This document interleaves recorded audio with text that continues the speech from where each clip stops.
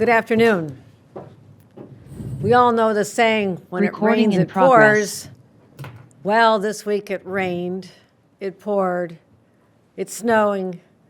We'll have strong gusts of wind at more than 70 miles an hour. So we are getting the entire kitchen sink today. Once again, New York is heading into a weekend with a severe statewide weather event. And I'm proud to be joined by the best in the country to deal with storms and any crisis that comes our way, my Storm Dream Team, many of them over Zoom because they're already pre-positioned in various parts of the state, getting ready for the big weekend. Commissioner Jackie Bray, Commissioner of Homeland Security and Emergency Services, Commissioner Marie-Therese Dominguez, Department of Transportation, Frank Corr, our Thruway Director, and Commissioner Basil Sagos, Department of Environmental Conservation, and Commissioner Rory Christian, Department of Public Service.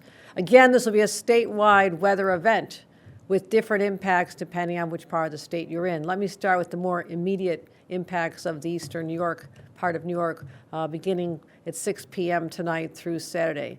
What we're projecting is right now heavy rains coming through the Hudson Valley again, and very concerning winds and additional coastal flooding along the hard-hit, already battered Long Island shoreline. It will not be as much rainfall as earlier this week, but the low-lying areas near the rivers and the coastal areas that are already flood prone and dealing with floods are going to be vulnerable once again. So again, drivers take precautions, heed the warnings. This is not a good time to be on the roads because the ground is saturated. And what that does is even if it's only a few inches of rain, it can have a significant impact on corroding bridges, roads, and making the situation dangerous. We've been working around the clock to recover from the last storm earlier this week before the one that is unfolding right now, and many of our personnel, fortunately, are pre-positioned for this next storm as well. With respect to Long Island, I've been in close contact again with County Executive of Suffolk County, Ed Romaine, and all the local leaders on Long Island. My team's been very engaged with them. Yesterday, I issued a letter to the Army Corps of Engineers calling on them to take a greater role in the recovery process. So what we're concerned about tonight and tomorrow morning is that. And now our attention turns to Western New York and the North Country, which are bracing for a classic lake effect snowstorm starting mid-Saturday. In anticipation of that storm, well, we need to pre-deploy equipment and have contracts in place, and I'm calling up the National Guard. I'll be declaring a state of emergency for Western New York. We're monitoring the forecast as well to see whether that is be necessary for the North Country. We're expecting Jefferson County, the Watertown area to be hit, but we're watching that closely. Again, this allows us to contract for suppliers, get people pre-positioned, get all the materials we need on the ground, and the National Guard, I've already called up, will be positioned starting early tomorrow morning because we are expecting very serious whiteout blizzard-like conditions.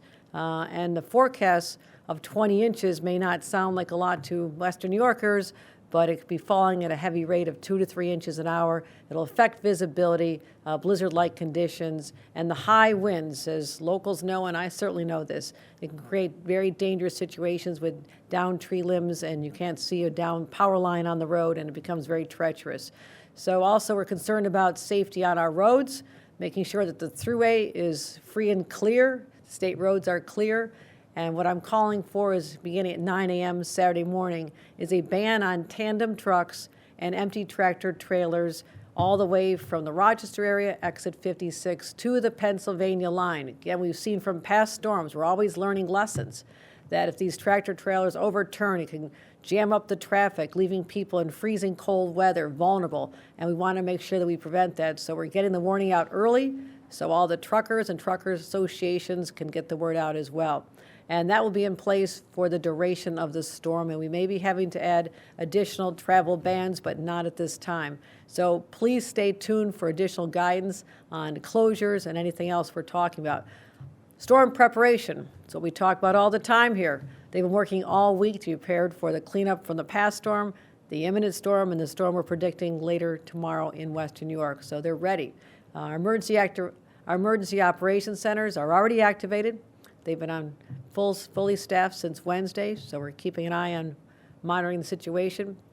And just minutes ago, I just received the most up-to-date forecast from our state, New York State, state-of-the-art State Weather Risk Communication Center. And again, we've talked about this technology. It is incredibly precise, and we're really excited about being able to deploy that data in real time to help us manage the storms. We'll also be using cell phone alerts to notify New Yorkers about weather alerts, road closures, or other urgent concerns. As I mentioned yesterday, I've activated the National Guard. It takes a little bit of time for them to be in place, and they'll all be in place tomorrow morning before the heavy snows start hitting Western New York.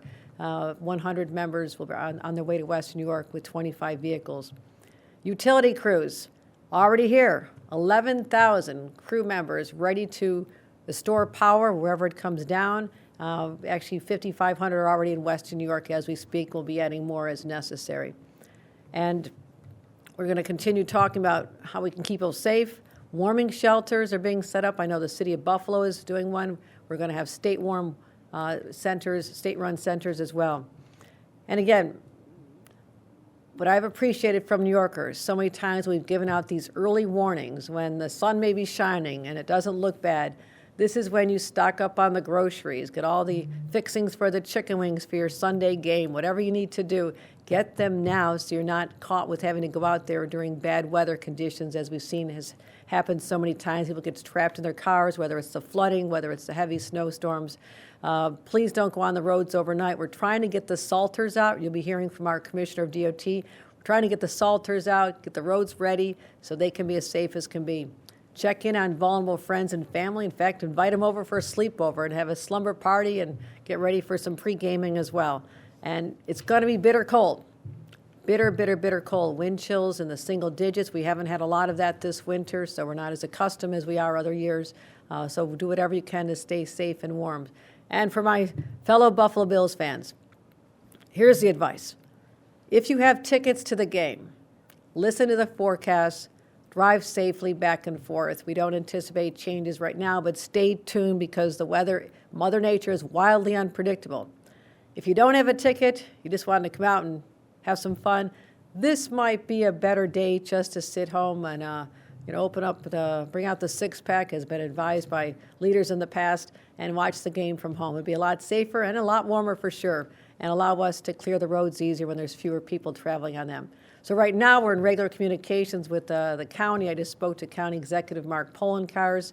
I have communication with the NFL. We're talking to Bill Security regarding preparations for the game, making sure we're doing everything in our power to keep people safe for the game.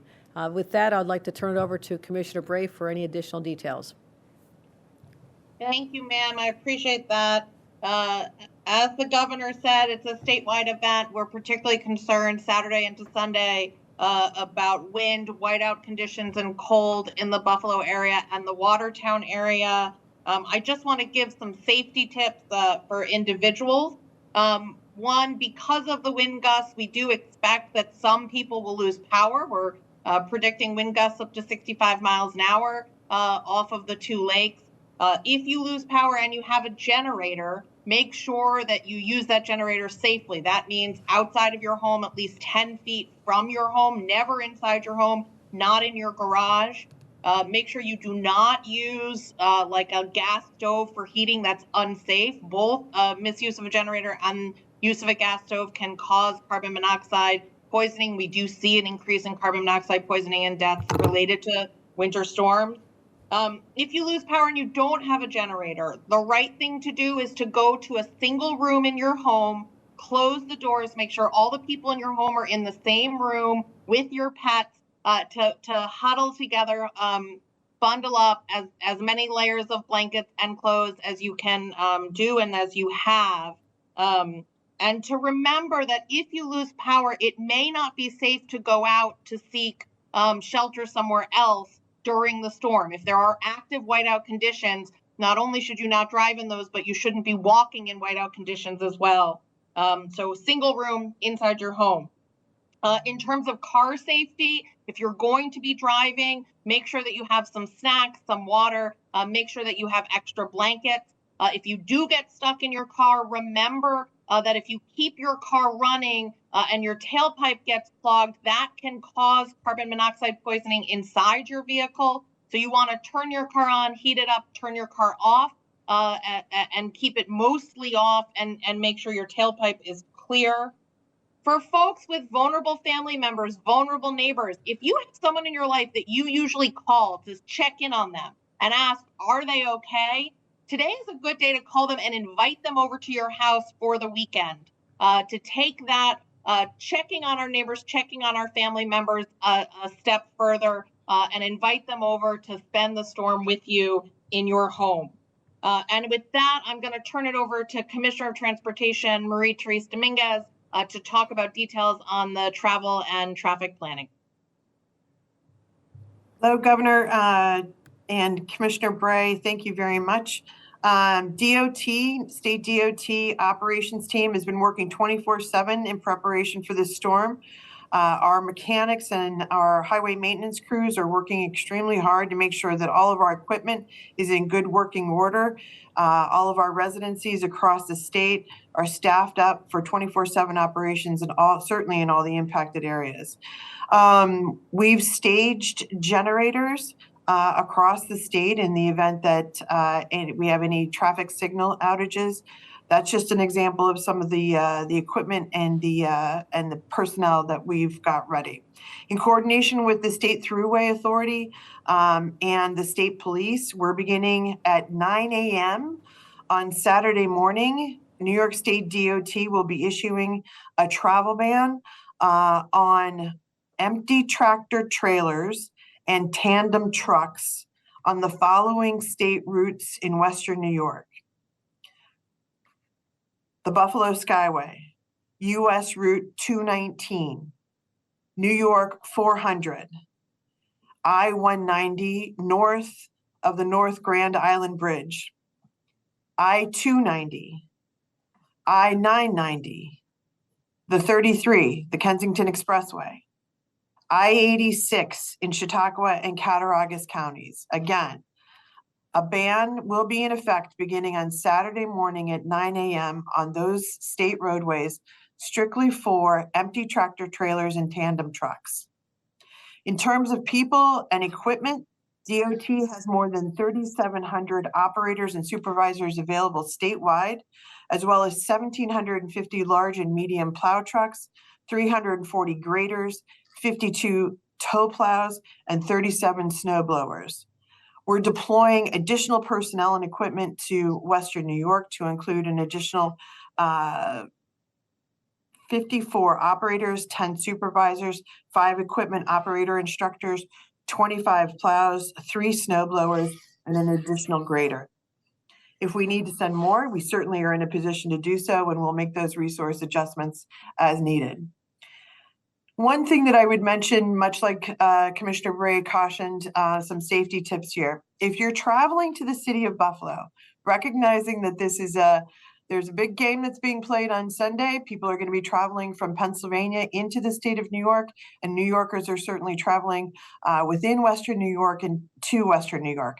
If you're going on Saturday to the game, travel early in the day, use caution. Watch the weather, listen. Conditions could certainly deteriorate, as Commissioner Bray noted and the governor noted. We could be facing whiteout. It could turn quickly, so be prepared. Our DO teams are going to be out clearing the roads as quickly as we possibly can. We're doing that in coordination with the city and the county resources as well. But the bottom line is we're going to do everything we can to make sure the roads remain safe and open. But make sure that you too, as drivers and users of the roadway system, give our folks enough leeway and enough space and enough berth to do their job. So don't crowd the plow. Give them enough space to actually let them get their work done, because they're just doing it to make sure that you've got a safe roadway to use. The bottom line, Governor, is we're all hands on deck for this storm. We're prepared across the state and ready to go. So thank you very much again, and I'll turn this over to the Director of the New York State Thruway, Frank Hoare. Thank you, Commissioner, and good afternoon, Governor. Yes, Thruway began preparing days ago for this event. We are already mobilizing and moving all our available resources and assets into place. The Buffalo Division Operations Center at our Buffalo headquarters will open up at 8 a.m. tomorrow. In addition, the Buffalo headquarters will be used as the regional operations center to stage for our colleagues in other state, local, and county agencies. Statewide, we have 700 operators and 400 pieces of equipment ready to work this weekend, and 118,000 tons of salt available to treat the roads. In the Buffalo division, we have 106 large, medium-duty tow plows, 6 tow plows and 20 loaders, and 2 blowers with more than 37,000 tons of salt on hand. In addition, we are already begun to move additional resources from our New York and Albany division headquarters. En route now is 6 additional plows, 3 blowers, and operators and mechanics to back up the Buffalo division. And our Syracuse division is on standby to move any additional resources that are needed throughout this event. As Commissioner Dominguez referred to, we have our ban on empty trailers and trucks and no tandems. That ban begins at 9 a.m. on Saturday morning, and it begins on the Thruway at exit 46, which is Henrietta, and it continues west of Buffalo and then down to the Pennsylvania state line. Again, I ask all our drivers out there to please respect that ban. It's done for the sole purpose of safety, and it's done based on weather conditions. Just a few days ago, we saw what happens when those bans were ignored. In the Western New York region, we had 6 empty tractor trailers tip over, which then completely blocked the road and brought all traffic to a standstill until they could be pulled to the shoulder of the road. So please act responsibly, act respectfully, and honor that ban. Thank you very much. All right, let's open it to some questions. Anybody have a question? And Commissioner Sagos is next. Yeah. Well, Governor, speaking of Buffalo, the DOJ. Thank you, Governor. As the governor mentioned in her remarks, we're closely tracking the potential impacts of a head-on series of winds and rain on the south shore of Long Island, akin to a few days ago where you had 25 to 30 miles an hour coming right from the southeast, which will push some of those waves along the south shore. So we're closely tracking the erosion potential on that. And we're working very closely with our county and town partners down there to protect health and property. As the governor mentioned, she sent a letter yesterday to the Army Corps. Since then, there's been a robust discussion between the state officials and Army Corps officials on their steps forward. And we expect that coordination to continue until we're out of the woods on this particular rain event.